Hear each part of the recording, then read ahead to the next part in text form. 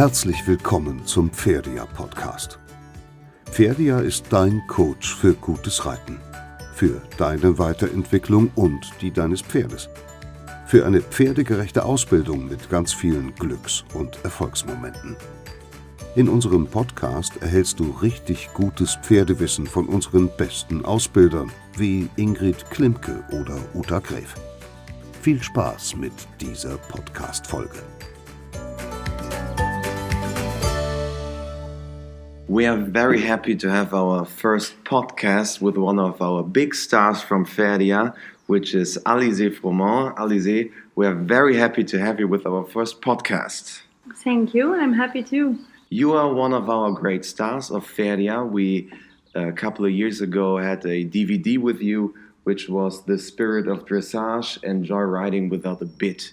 You are known here in Germany and throughout the world as a rider that is very professional with riding without a bit. You've been riding internationally for France on Grand Prix level since 2006. Many wins, many placings, but especially you're known for your shows, like here at Equitana with the Hop Top Show with your stallion Mistral. And there you're also riding without a neck rope, with nothing but a neck rope. That's the way.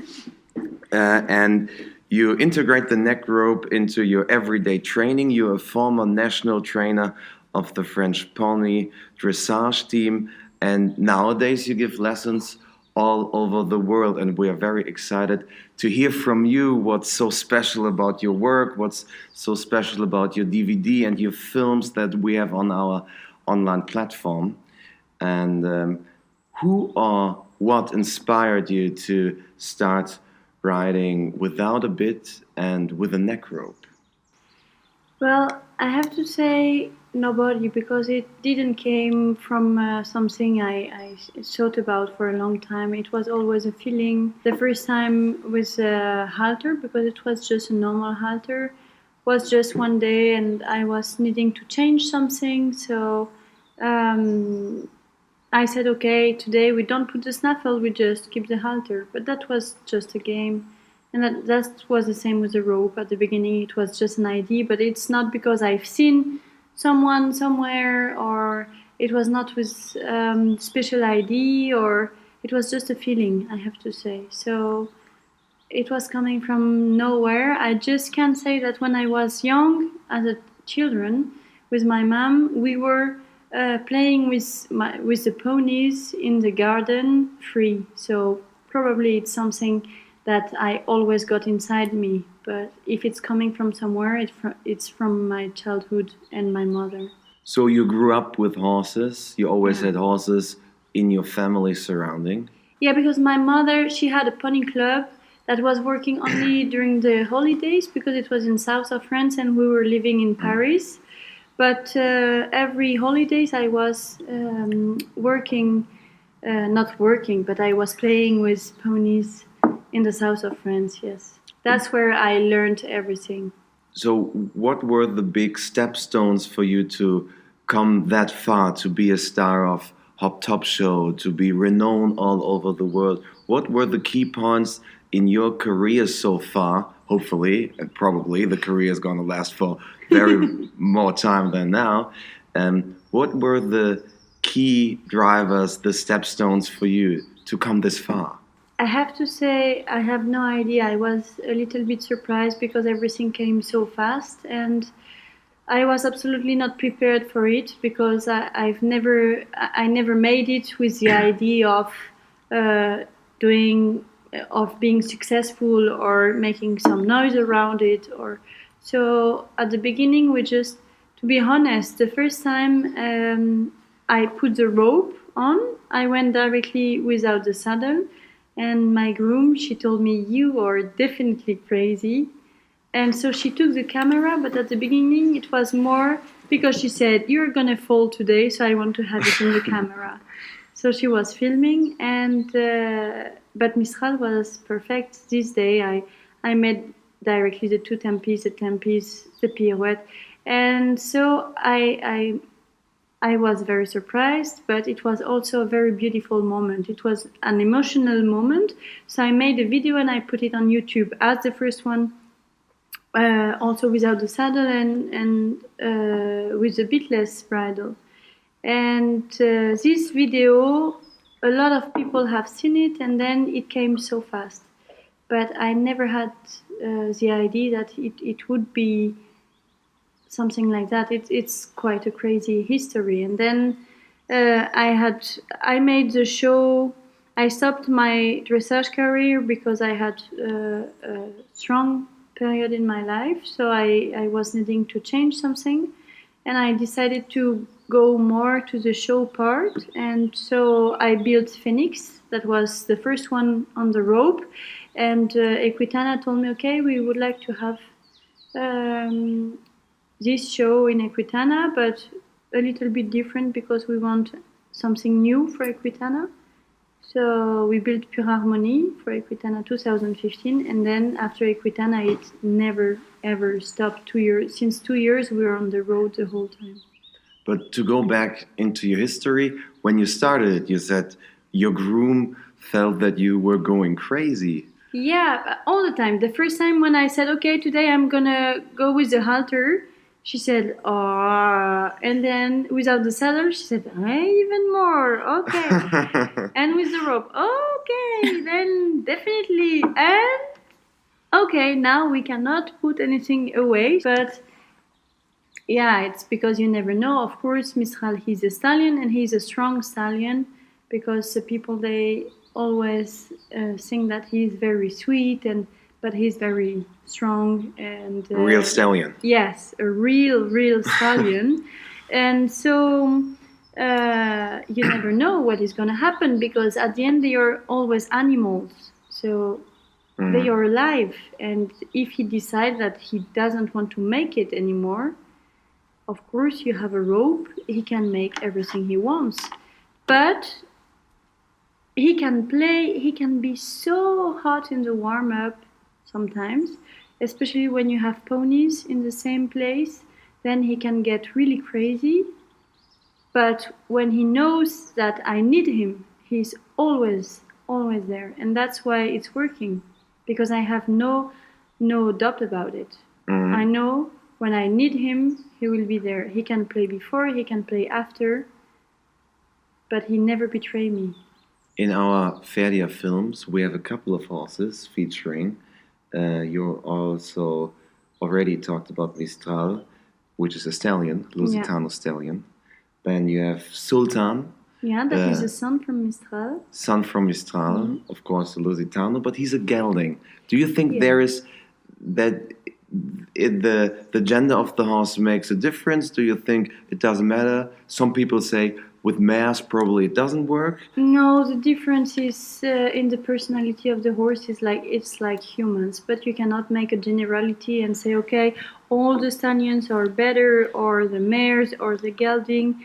It depends. They are all different. So for me, I have no gender. I can't say, okay, I just want to work with stallions or with gelding, or I don't want any mare. That's not working like that. And your heart is the only one that is taking the decision.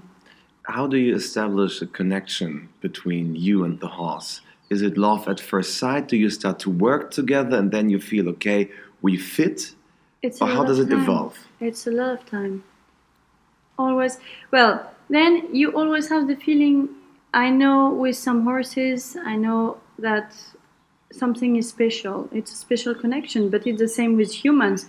You have people, you feel directly very close to them, even if you don't know them very good. And you have some people, you know them for years and years, and you will never be close. That's the same with horses. It's working the same way. But even like that, even if you have your heartbreaker and you're so much in love with a horse, then it's so much time and patience to build this relationship. For example, with Sultan is a very hard and strong character, and he doesn't look like. So everybody says, oh, he's an angel. but he's so strong. And it took me so long. And even here in the Hop Top show, yesterday he was in a very bad mood the whole day. He was very depressed because at home he's living in the field. Here he's blocked in the box. And even if we are walking him 4 times 20 minutes a day, it's not very funny. It's still walking by hand in a parking. So of course that's not the same than living in the field. And when he's like this, you need to just spend so much time with him to keep the relationship as close as possible. And it's not something you build one day and it's forever. Every day you have to continue to build the relationship. In the films we shooted with you, that we're also going to refer in the show notes, we also have a Welsh A-stallion, a Petit Pirate, Yes. and Aslan, Pura Raza Española, pure Spanish blood. How do you find those horses, or you just see them and say, okay, I think it's going to work with us? Well, those two, to be honest, Pirate, I was in Spain to search horses for, because I knew someone that was living in America and he wanted me to check some horses in Spain for clients of him. So as I was close to Spain, I said, okay, I'm going to go and see the horses you want. And he was in one of the stable. And I felt in love because he was so sweet and so funny. So I took him back home, but I had any idea about what to do with him. No idea. Because, okay, he was so small and my work is not, I'm riding the horses and then making the groundwork. But a pony, it was absolutely not in my plan. So, but I'm learning a lot with him because then I have to always find new way. And especially because with him, you cannot put some clear rules. He doesn't accept it and he cannot handle it. So you have to adapt yourself. And that's very interesting. And then Aslan, it was the same. I've seen him in a box in Spain and I said, okay, he looks good, but he was lame when I've seen him. He was 2.5 years. And when he went out from the box, he was completely lame because he had one hoof that was absolutely not great. But I said, okay, he's very not expensive and he's pretty and I will. You like pretty horses, of course. Who doesn't? Okay, I will make something with him. And the thing is, when he arrived, he had a very horrible transport. So when he arrived home, he was so much hungry, and so he was eating so fast, and then all the food was blocked here in his throat. Really? Yeah. Yes, and so he was feeling so bad, and I've been walking him. It was night already because it was in winter, and I've been walking him a lot until the moment he was feeling better. And so walking, I was trying to find his attention. So I started with walk, halt, little bit of rein back and play with him. And since this day, we were so close together. Unfortunately, I had to sell him because I had to buy a small truck, because mine was completely broken. And I miss him every day. He was, I think after Mistral, he was the first one that took so much space in my heart. He was very special for me. In the films, in the Pferde films with you, we see the way you work your horses, the way you train the horses. How does in the daily routine for you look like? Is it tailor-made for every horse, or do you kind of train the same thing with the same horse? No, they all have their own schedule. Mistral now, he's 17 years old, for example, so I'm just making 2-3 small gymnastic work during the week, and then I'm going outside for cantering or just on the rope to eat the grass and have a happy life, easy life. He knows the job, and I don't want to push him. He doesn't need it, and he's full power and very happy like that. And I think it's the way it's working very great. Sultan, since the film has been done, he has changed a lot. He has changed in his way of work, of course, but so much in his character also, because we became much more close together, and now it's completely different. But I made also everything in another way, so I'm always working him a little bit, like 25-30 minutes, or in the arena, gymnastic, dressage, normal work, or outside, or a lunch, and then he's going back to the box for 1 hour, and I'm riding Mistral or another horses in between, and then I'm doing the groundwork outside again. Why? Because I don't want to make the groundwork without having the muscles warm already. Mm-hmm. This is so important. You cannot go out from the box or even from the field and make the groundwork without having the muscles in the right way. So that's the way we're making it, and it's working very, very well. And I think that also comes through very much in the films we have with you, that you have to lay the groundwork before you start riding only with a neck rope. And when I feel and see the horse scene right now, so many people try riding without a bit, try riding with a neck rope. How do you feel about that? That more and more people realize that it might be a good way to work horses. I think that's good, but that's risky, because working without a bit or on a neck rope is not being fair and nice to a horse if you're not doing it in the right way. And the problem is, you're good and fair to the horse when you have done all the basic work before in a good way. So the horses, they are prepared and they are ready to handle it. But when you're just making it as a circus, then it's not working, because then it's so much painful for the back of the horse, because they are not able to carry themselves. And I've seen it a lot during clinics. People, they want to make neck rope work or bitless work, and all the time we first need to make the basic. And when the basics are okay, then I said, okay, now we do it, and it's always working great. But when they arrive, they are making kind of circus things, and the horses, they are completely lost in their balance, in their mind, because nothing is clear enough. And this is not great.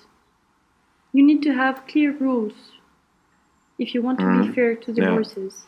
Of course, if you have someone approaching you that says, okay, I'm a dressage rider, I want to start riding with the neck rope, what do you recommend? How many months or how much effort of training do they have to put into to start, as you said, in a fair manner, to treat the horse and start without riding a bridle? How long does it take? Usually not long. You just need to have the basic very safe and easy, and when the horse is trusting you and confident with you, and you're trusting the horse and confident with your horse, then you just, you're making a gymnastic normal warm-up, and then you put the neck rope, you just make some halt and go again, and halt and go again, keeping the snaffle on if you need, or the bitless bridle. But when the horse is listening and understand the role from the rope, then you put out the snaffle, and everything is so easy. It's not so hard, because the aids are the same. If you're riding with your back, your seat, and your legs, then you just have to make the half hold on the rope to help with the balance. But that's it. You don't need more. And that eventually goes back to classical riding, classical schooling. Yeah, sure. But this is the point. You need to ride your horse exactly in the same way than if you would have a snaffle. Mm-hmm. You need to want to have the same goals, the same precision, the same, objective. It's important. Because I got some riders, they said, yes, but I'm on the rope, so I cannot do a proper leg yield. Mm-hmm. Of course, you can. If it's just to make a bad one, but you're in the rope, so that's great, it's not working. Yeah. You need to want to make a proper classical dressage without nothing. This is the point. And that also doesn't matter whether you have a bridle or you don't have a bridle. Yeah. You have to have a certain level of trust, and you have to listen to the horse and hear into the horse in order to maintain or attain that. Yeah. Sure. We talked about the way you select the horses. We talked about the way you actually bring out your philosophy and your ideas about riding a horse, and then we talked about your daily routines. How do you live back home? How do you live with your horses back home? You have a big barn, or is it a little smaller? How's the daily life of Alizée? No, home is very, very small and completely private because we're always on the road, and so it's always so much people around and noise and activity, and when we come back we are so happy to have such a close, small and quiet stable. We're just in front of the mountain and you can hear the birds the whole time. We are completely away from big cities. And this is important because when we are back home, it's never for more than 5-6 days, and then we can breathe and relax and enjoy. And yes, this is I think the key point, to have my horses always with me, even if on tour it's so much work and so much pressure. When they are home, they just relax and enjoy. And I want to keep this. And I have so much people that are sending me some emails to come home to for training or to watch, or because when I'm home, we are going outside. We are just enjoying, relaxing, and we need it. We on Facebook with the plenty of Facebook fans we receive emails from fans that really like the way you work with horses, that like your philosophy, that also want to try out riding without bridle and with a neck rope. How do you feel about the hype that is around you and that has grown, at least what we feel, especially also with our films and with the streaming platform? How do you feel about the hype that has been around you and your person and your philosophy in the recent years? That's not the part I prefer, I have to say. It's just because I don't like so much the light. I like the limelight. I like to be quiet, and I like to be to be quiet, to make my work. And when you have so much people around, you also have people that want to fight you, even if you're just, at the end, you're just a normal person making your own research. And then you have people waiting so much things from you and that want you to carry their dreams, and I just want to make my work quietly with my horses. And sometimes I just feel, okay, I need to breathe and to have the right to be nobody. And that eventually brings us back to the philosophy that it is basically you and the horses and the way you want to treat horses. It's not about the hype that is built around it. No. And I don't want, because I think, and this is dangerous in the riding world and horses world, you have a little bit too much big fight, and with people that want to be some guru and they are the only one to know the right thing and they have the only system, the only method, and I'm completely against all of this. I think you always need all the horses, they are all different.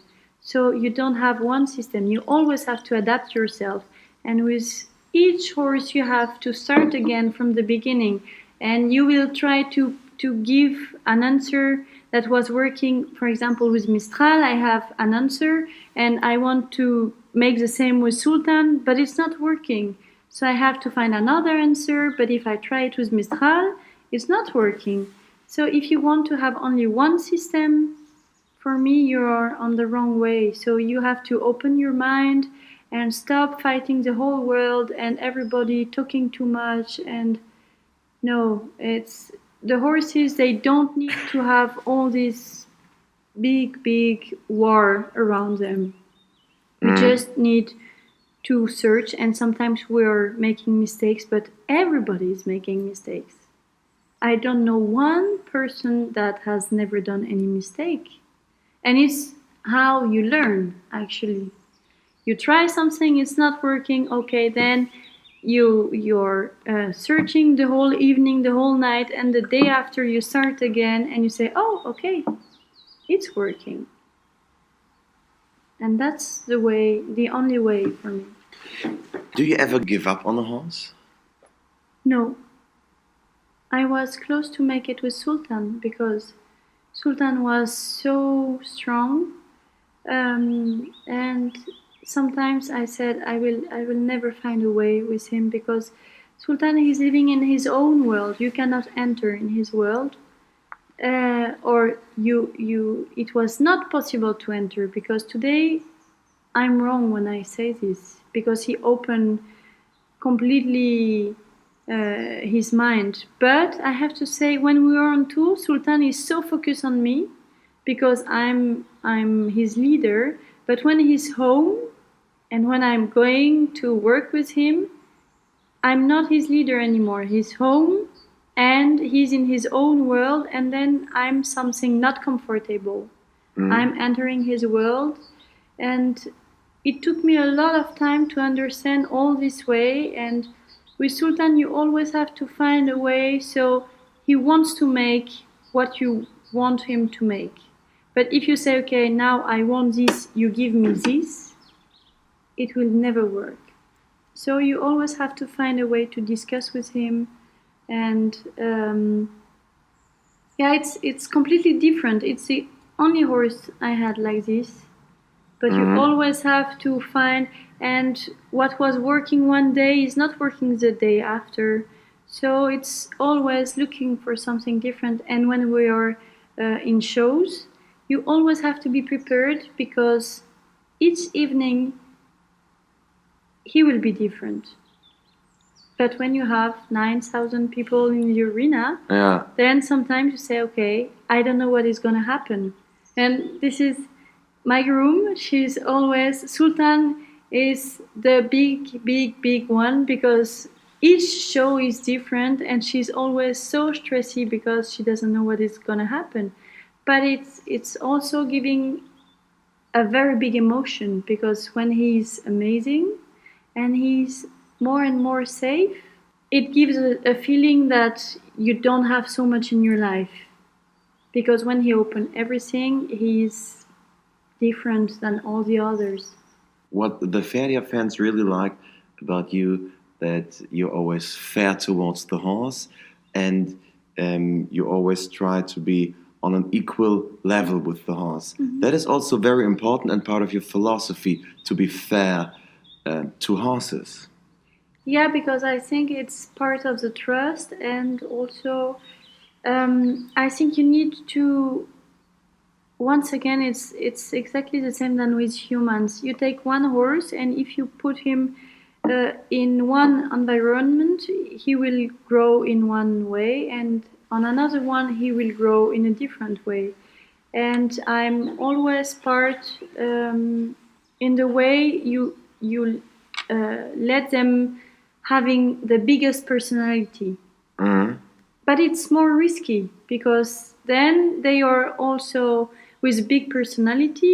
You don't have them under control as all the ones that work a lot to be a real leader and to have all the control. I don't have all the control on my horses, and I know it, but it's my way because then the personality is very big and we are discussing together. But with Mistral it's the same, we're always discussing. Mm-hmm. You talked about the development of horses, about Sultan, Mistral, and the other horses that are in the films, Petit Pirat, yes. and Aslan, which was the one you sold, right? Yeah. Where do you see you and your horses in the future? What is the future way of Alizée Froment going to be like? I don't know, because when I see 1 year ago, when I see, for example, the film, I think we filmed it 2 years ago now. And already when 1 year ago, when the DVD was ready, I said, oh my God, but it's horrible because we made such a long way in between. And now I feel like I was a little baby in this DVD, because every day we're learning so much things. And 2 years ago, I was not able to say, okay, in 2 years, I will be there. So in the next 2 years, I have no idea. I will see. I see it every day. I think learning is a good topic because we at Pferdia really believe that with the films we shoot with you, people can learn at home and can try to at least apply your philosophy sometimes with the horse. I think it takes a lot of time and effort, but it's really worth it to watch the DVD, and we are very happy to have you here for our first podcast. And we prepared 4 classical Pferdia questions. Yeah. We're going to ask everyone that we're going to do a podcast with. You are going to be the first one, so I'm very excited about your answers. And the first classical Pferdia question is, do you have a certain motto or philosophy of life? Yeah, always trusting and following the dreams we have. I think this is very important. And so much people, they left the dreams and goals they had when they were children, and I think they are the biggest one, and we always have to follow it. That's my philosophy. I'm always following and trying to remember the dreams and goals I had when I was a little girl. Who inspired you most so far in your life? I'm not. Or it's so much people, or it's no one. But I can't say one person, because I think I got so much information from so much different trainers, people I met, I've been watching, and so it would take a lot of time. I can say that one helped me so much. He's called Über. He was my trainer, and he gave me all the gymnastic philosophy, and this is my daily routine and work. But then you have so much people everywhere in the world. If you could recommend one thing to a rider, someone that is interested in the way you work horses, the way you treat horses, the way you develop your own philosophy, what would it be? Opening the mind. opening the mind and always be never stop to search for something better. Great. And the fourth and last question is not a question. I want you to complete this sentence. For me, horses are The truth. I think that's a great answer to our 4 classical Pferdia questions. That was our first podcast with you, Alizée. Yeah, I'm was happy very to cool. be the first one. It was very cool. We're all very excited, and we're also a little nervous before, but very cool interview.